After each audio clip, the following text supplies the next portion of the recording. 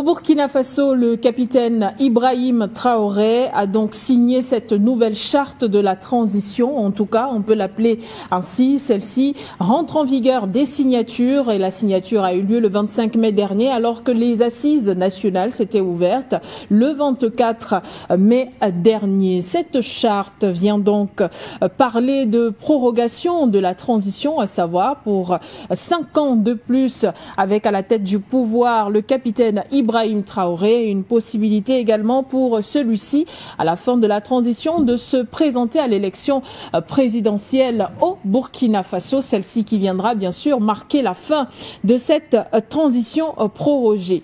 À l'aune de ces propositions, eh bien, quelle est la suite de la transition sur le territoire burkinabé? On n'oublie pas que cette charte mentionne que l'important est l'aspect sécuritaire. Une fois que l'aspect sécuritaire sera donc résolu sur le territoire burkinabé avant l'échéance des 5 années, eh bien, la transition pourra être totalement arrêtée et une élection présidentielle sera organisée sur le territoire.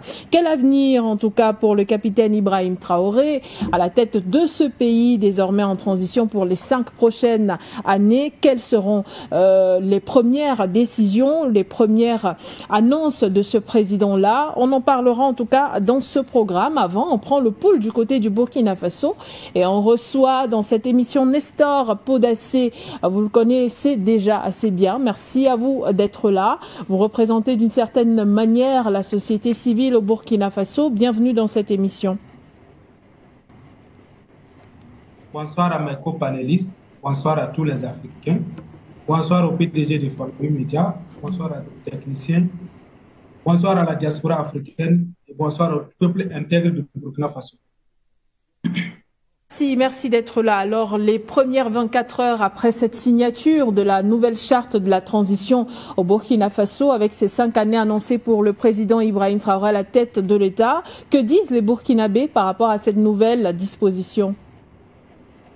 Bon, beaucoup de Burkinabés sont contents, d'autres même en voulaient plus. Et hier, moi, j'étais dans la salle des travaux. Si la sécurité n'était pas très professionnelle, je me demandais comment on allait s'en sortir parce qu'à un moment donné, la foule a déchaîné. Et ils voulaient même en finir avec nous. Ils disent de signer d'adopter 10 ans. Nous, on a dit non, dans la constitution du Burkina Faso, c'est maximum, c'est 5 ans. On ne peut pas aller au-delà de ça parce que dans la proposition de la charte, il était proposé 42 mois, c'est-à-dire 3 ans et demi. Et puis organiser des élections. Ils se sont opposés. Disent qu'il faut aller à 10 ans. Donc, dans les débats, la majorité a dégagé, on a pris 5 ans. Donc, et dans les 5 ans, c'est conditionnel. Pour que si la situation sécuritaire s'améliore avant les 5 ans, on va procéder à l'organisation des élections pour revenir à la vie constitution normale et permettre, et il y a possibilité que le capitaine aussi soit candidat, chose qui était impossible dans la première charte. Donc, voici un peu la nouvelle donne qui est intéressante. Et donc, la population est contente. Alors, à défaut de ne pas obtenir les 10 ans, ils ont eu les 5 ans avec renouvelable si possible, avec possibilité d'éligibilité aux élections présidentielles. Donc, cela est dans les lèvres de tous les Burkinabés aujourd'hui. La majorité est contente, même de l'extérieur, les Burkinabés qui sont à l'extérieur, beaucoup de contacts de gauche à droite qui sont contents. Vraiment, nous tenons à dire merci beaucoup pour cette confiance que la population a toujours en soutenant le régime que nous avons travaillé pour qu'ils arrivent. Et nous pensons que nous avons besoin du soutien du peuple africain dans le monde entier, partout où vous êtes, continuez à nous soutenir parce que nous sommes dans un combat de libération. Et si le Burkina est totalement libéré aujourd'hui, le Burkina sera un exemple, le Burkina sera un cas d'école, afin que les autres pays s'emboîtent le pas. Parce que Sankara voulait faire la même chose, il n'a pas eu la chance de libérer le Burkina Faso, il a été assassiné. Aujourd'hui, on peut dire, grâce à Dieu, un autre capitaine est venu, qui fait la même chose que Sankara et même mieux. Parce que quand Sankara venait, il n'y avait pas d'insécurité. Mais aujourd'hui, nous sommes en pleine guerre. Il faut faire face à la guerre interne. Il faut faire face aux valets locaux. Il faut faire face à l'ennemi extérieur qui est l'OTAN et sa bande. Donc, on a beaucoup de fronts en même temps. Mais le peuple est résilient. Le peuple est déterminé et engagé. C'est ça qui fait la force. C'est ça qui donne aussi, en tant que leader de la société civile, c'est ça qui nous donne la force de continuer ce combat de libération. Parce que nos militants à la base sont convaincus, très convaincants. Parfois, moi, je me demande, étant leader, est-ce que nous sommes déterminés plus que nos militants même à la base? Parfois, nous sommes découragés, nous sommes abattus, mais c'est les militants qui viennent d'y foncer, on a eu confiance en vous. Vous n'avez pas le droit de baisser les bras, il faut continuer. Et nous avons toujours le courage de continuer. Et c'est toujours ce que le capitaine Ibrahim Traoré a toujours dit.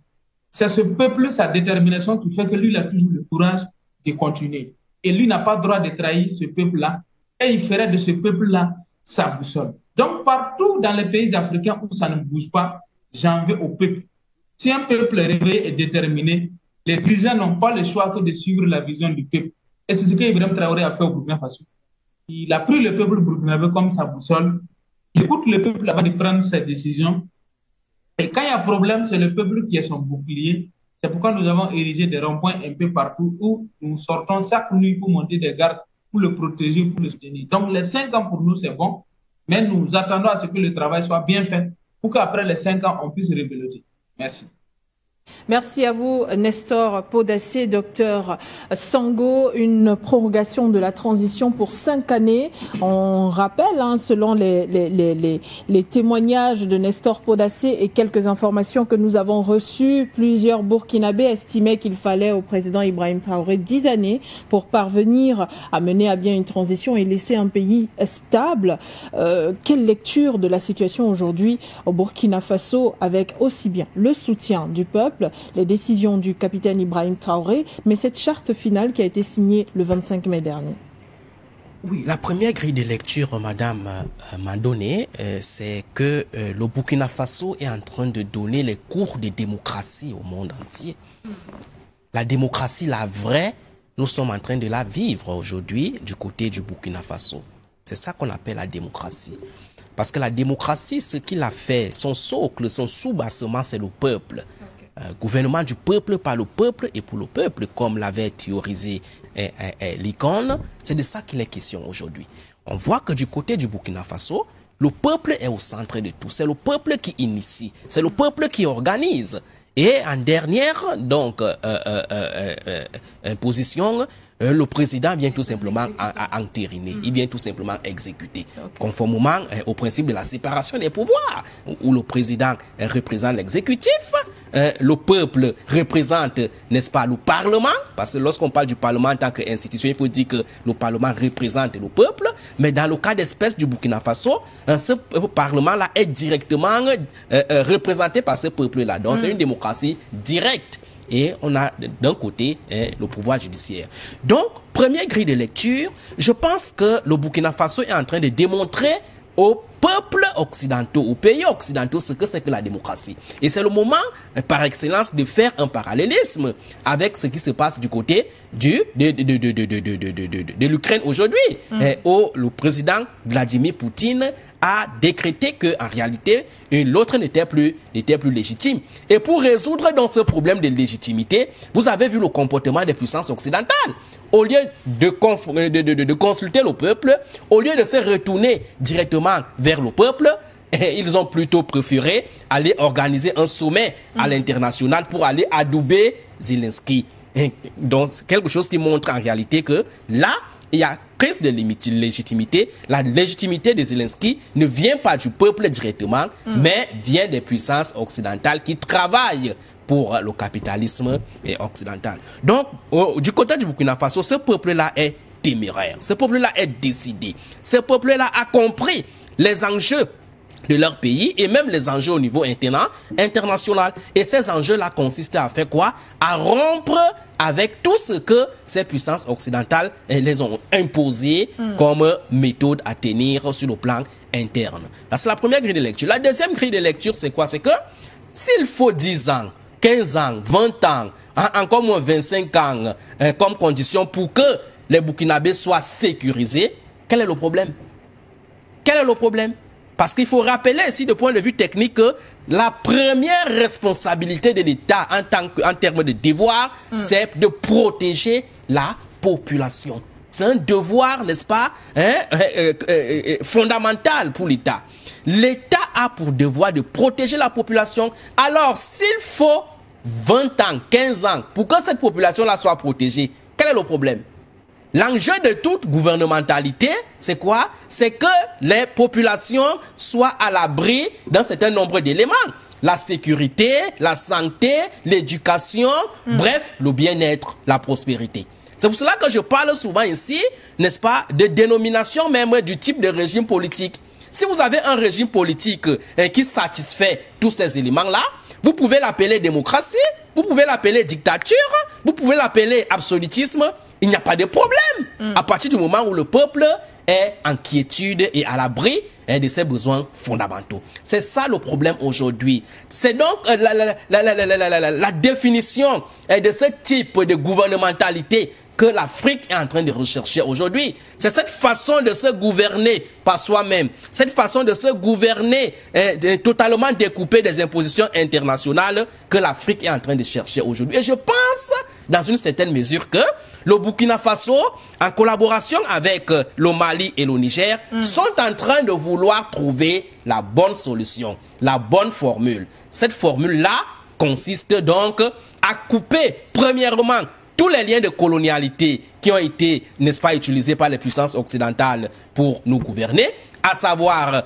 la démocratie, c'est-à-dire on a perverti la démocratie, comme le disait Lawson, alors que celle-ci était fondamentalement africaine, on l'a pervertie. Donc aujourd'hui, l'enjeu, c'est de la réadapter, la réapproprier à l'effet de l'originaliser aux valeurs africaines. Deuxième élément, il faut, n'est-ce pas, essayer de prendre en main sa sécurité.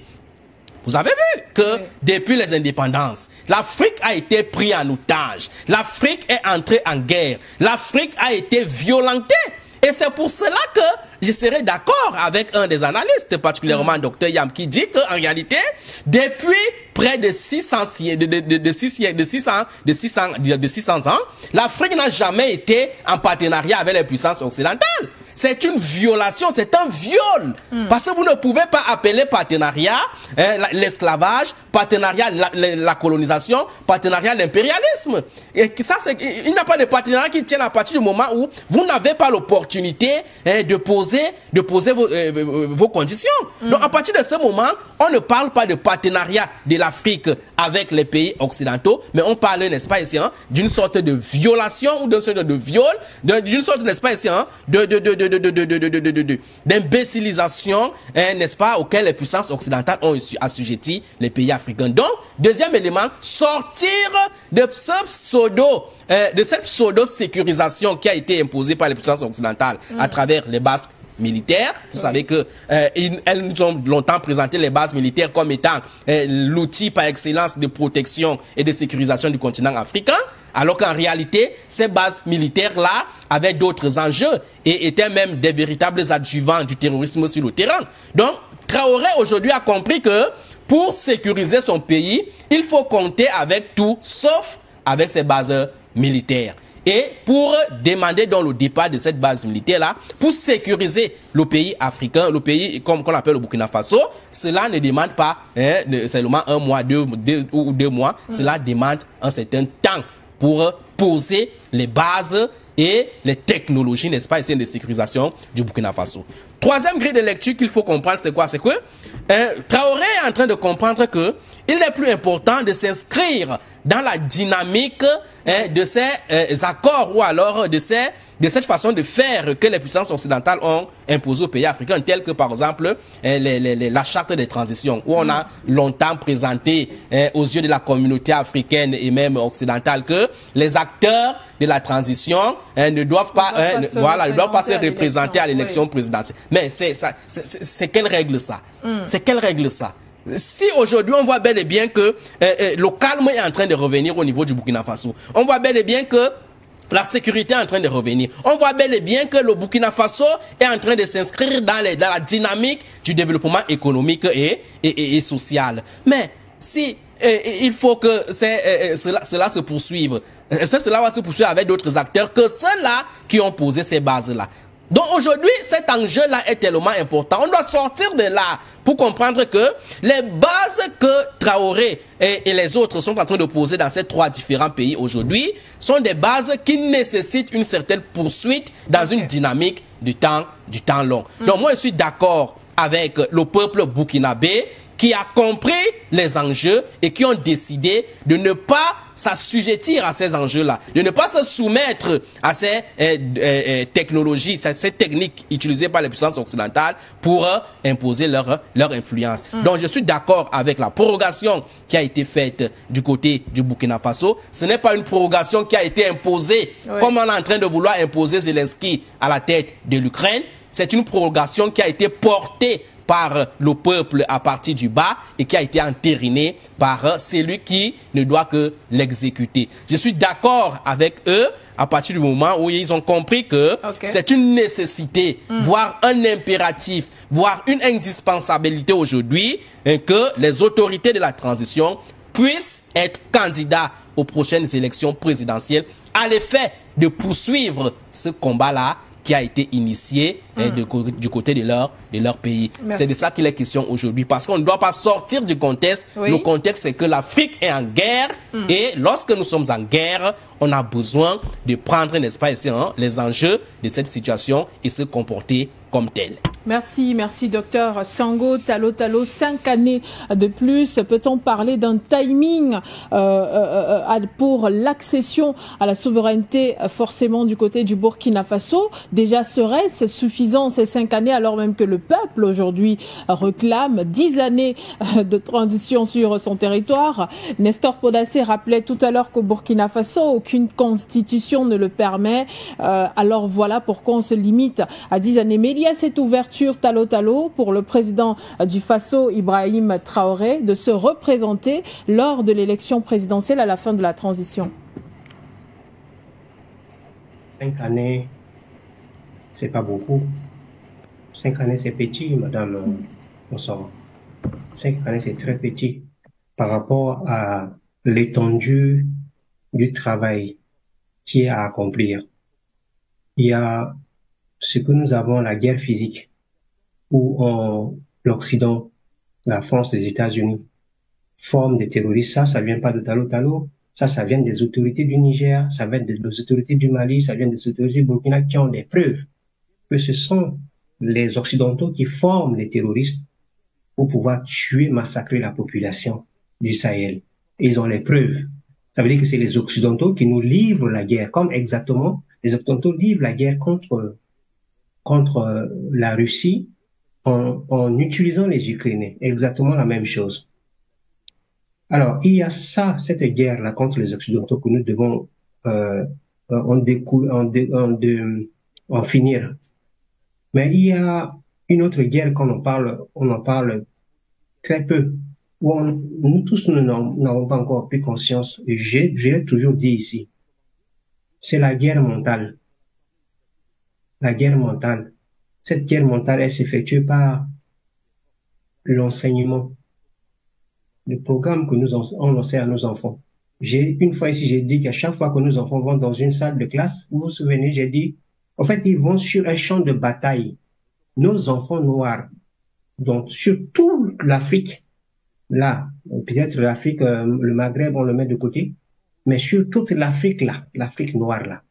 Quand nos enfants quittent le matin, ils rentrent dans une salle de classe, ils rentrent dans un champ de bataille où ils reçoivent des balles. Quelles sont ces balles? Ces balles, c'est l'information occidentale qu'on leur incorpore dans la tête. C'est ça les balles. Et ces balles-là sont plus dangereuses que les balles physiques. Parce qu'une fois qu'on t'a contaminé avec une fausse information dans ta tête, eh bien, et que tu grandis avec, ça devient difficile. C'est pour ça que nous avons des Ouattara. Des gens comme les Ouattara, là. Vous voyez? Donc, il y a cette guerre-là, il doit s'attaquer à ça. Et pour vous dire que cette guerre, c'est là où la France, les Occidentaux nous tiennent. C'est que, quand j'étais à Genève, la semaine, comment on appelle là, oui, début de cette semaine, courant de cette semaine, j'ai dû apprendre là-bas que la France a au sein, il y a une cellule en France dédiée pour l'analyse du contenu pédagogique de tous les programmes scolaires qui sont enseignés dans les pays que la France tient toujours en otage, les 14 pays. Écoutez-moi bien. La France a une cellule qui est chargée d'analyser tout ce que nous, Africains noirs, là, nous devons apprendre. On m'a dit qu'en Côte d'Ivoire, récemment,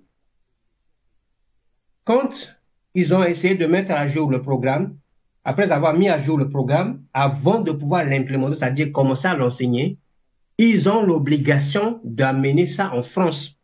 Et ces spécialistes français doivent analyser ligne par ligne chaque élément et valider ou l'invalider, supprimer ou dire on l'accepte. Est-ce que vous comprenez ça? Est-ce que ceux qui nous écoutent, ceux qui nous dirigent, ils comprennent ça? Ça, c'est la guerre la plus totale, la guerre la plus dangereuse lorsque l'autre, qui est ton ennemi, c'est lui qui décide de ce que tu dois mettre dans ta tête, ce que tu dois savoir, qui va te faire de toi un homme, une femme de demain. C'est que tu n'es plus toi. Et c'est par là que la France nous tient. La France, les Occidentaux, les États-Unis nous tiennent parce qu'ils contrôlent notre pensée. J'ai toujours dit ça, contrôle de notre pensée. Si nous ne comprenons pas ça, les présidents, les ministres de l'éducation, les ministres de l'enseignement supérieur, on doit normalement donner à des panafricains afro-centrés qui savent ce que c'est que l'être noir. Si nous ne comprenons pas ces choses-là, nous n'allons pas sortir. Comme je disais que 5 ans, c'est petit. Parce qu'il lui faut assez de temps pour pouvoir désaliéner la population. C'est-à-dire, parce que nous qui sommes, moi, comme je parle là, je suis burkinabé. Même si je suis centrafricain, dès que je prends la parole comme Talou, je deviens toutes les nationalités de l'Afrique. Tous, sans exception. Je parle en tant que burkinabé. Nous qui sommes déjà adultes, nous, burkinabés, ça va être nous qui sommes contaminés mentalement, ça va être difficile. Notre chance, ce sont les enfants. Pour que lui, il fasse ce travail-là de désaliénation, pas de désaliénation, c'est-à-dire que de voir de formation de la racine, ces enfants qui vont nous remplacer, il lui faut au minimum former 2 générations. 2 générations qui doivent apprendre ce que nous voulons que nos enfants apprennent, c'est-à-dire une pédagogie, un contenu qui est afro-centré. Il faut au minimum 2 générations qui vont sortir et qui vont prendre la relève. Et là, on peut être tranquille. C'est-à-dire que pour faire ça, 10 ans ne suffit pas. Une génération, vous estimez peut-être à 18 ans déjà, c'est-à-dire que même si c'est déjà pour prendre de la maternelle jusqu'à l'université, c'est déjà 18 ans déjà, c'est déjà pas mal, où la personne, elle est déjà ancrée dans sa culture et que quelqu'un ne peut pas venir la déranger, la détourner, la déformer. C'est déjà pas mal. Donc, même 10 ans n'est pas suffisant. Nous, on ne compte pas le nombre d'années. S'il peut rester là comme il veut. Mais, Madame Begoudé Matsamassoro, le problème n'est pas à ce niveau. Le problème, c'est que nos chefs d'État de ces pays-là doivent oublier à partir de maintenant le fait de dire je vais faire une candidature pour devenir président. Si on veut créer l'État fédéral, Madame Massoro, comment on va faire? Est-ce qu'on va créer un État fédéral avec des gens qui disent que je vais rester le chef d'État de la RCA, de la République africaine, je vais rester le chef d'État du Cameroun, je vais rester le chef d'État du Gabon, le chef d'État du Mali, du Burkina, du Niger, du Sénégal? Non! Nos chefs d'État doivent se mettre maintenant dans un état d'esprit comme nous, les panélistes. Nous sommes en train de dire il faut l'État fédéral. Maintenant, il y a la Confédération. Nous leur disons chapeau, félicitations. Mais ça ne suffit pas. Mais nous savons que vous avez là ancré votre pied dans l'histoire. Là, pour plusieurs milliers d'années, je parle là de ces 3 présidents. Le président du Burkina Faso, Ibrahim Traoré. Le président du Mali, Assimi Goïta. Le président du Niger, Abdourahmane Tchani. Vous avez, à partir du moment où le ministre Abdoulaye Diop a dit que la fédération, la confédération est déjà créée, vous êtes là, dans l'histoire là. Nous ne vous oublierons jamais. Pour les milliers d'années. L'histoire, les historiens ont déjà commencé à écrire ça, et ça va se transmettre de génération après génération. Mais il n'est pas tard pour les autres. Il n'est pas tard pour le président Touadéra. Il n'est pas tard pour le nouveau président qui va être élu au Tchad, c'est-à-dire le président Déby. Président Déby, nous vous appelons parce que vous avez dit que vous voulez intégrer l'AES. La confédération est créée. Apprêtez-vous. Maintenant, on va vous juger sur l'acte. Le président du Sénégal, même si on va parler de vous, Bassirou Diomaye Faye, vous avez encore cette chance que nous vous accordons d'oublier que vous êtes président du Sénégal, que vous préparez abandonner la souveraineté pour cette fédération, l'État fédéral que nous souhaitons que ça soit créé sans condition le plus rapidement possible. Le président de la Guinée-Conakry, Mamadou Doumbouya, on ne vous oublie pas, hein? On ne vous oublie pas. On veut que votre nom entre dans l'histoire. Moi, en tant que Guinéen de la Guinée-Conakry, je te dis, mon président papa, petit papa, à Mamadou Doumbouya, il faut te préparer. Oui. Il faut te préparer. Pardon, princesse, madame Richesse, madame Mosoro Sango, ça veut dire richesse. Pardon, laissez-moi finir. Vous avez encore 15 secondes, Talo Talo, allez-y. J'espère que vous allez me donner un tout petit peu encore. Alors, donc, j'ai oublié un des présidents. Donc, j'ai cité celui du Gabon. Celui du Gabon, ne l'oublie pas non plus. Préparez-vous. Ce que nous voulons maintenant, c'est l'État fédéral. Il faut mettre de côté cette histoire de dire que je vais me présenter à la présidence pour rester président du Burkina Faso, celui du Mali. Non. Dites que nous nous préparons maintenant pour dire on veut devenir fort. Okay. Voulez-vous que nous restons faibles? Cher président des petits pays virtuels créés par les Occidentaux. Le président virtuel du Burkina Faso, parce que le Burkina Faso, c'est un État virtuel. Celui de la RCA, un État virtuel créé par la France. Celui du Cameroun, virtuel, des États qui ont été créés. Nous voulons être forts, devenir forts. Nous, Africains avons décidé de devenir forts. Fort. Mais si vous restez toujours dire que je vais être seulement président d'un petit pays, ça veut dire que vous ne voulez pas que nous voulons devenir forts. Vous voulez que nous restons faibles. Comme ça, l'OTAN vient s'installer au Kenya. Comme ça, l'OTAN va s'installer au Mauritanie. Comme ça, l'OTAN va nous encercler. Comme ça. D'accord, monsieur Talo Talo. Merci. Merci, merci.